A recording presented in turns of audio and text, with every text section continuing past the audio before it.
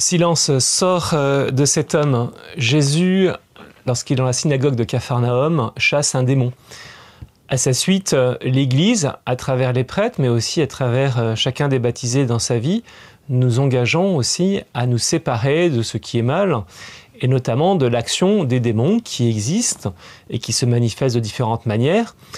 et de ne pas avoir de compromission. C'est une tradition ancienne qu'on retrouve déjà dans le livre du Deutéronome, et que aussi saint Paul rappelle dans ses lettres, qu'il n'y a pas de compromission à avoir en consultant, par exemple, les esprits, en faisant de l'occultisme, en consultant aussi une forme d'astrologie, d'invoquer justement les démons. Tout cela laisse des traces, crée un lien, et un lien qui empêche la liberté et qui aussi a un manque de confiance en Dieu. Et aujourd'hui encore, eh bien, dans la liturgie du baptême, par exemple, eh bien, les parents pour l'enfant ou le catéchumène rejettent le mal, rejettent ce qui conduit au mal.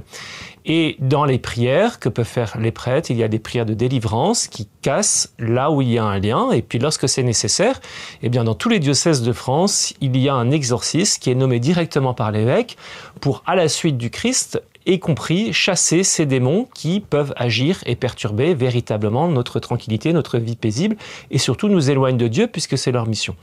Donc à nous aussi, eh bien, de renouveler les promesses de notre baptême en refusant une compromission avec ces actions occultes, et puis à aussi, eh bien, nous aussi être vigilants par rapport aux jeunes notamment, à alerter sur des pratiques qui mettent en danger notre foi et notre paix intérieure et physique par également moment.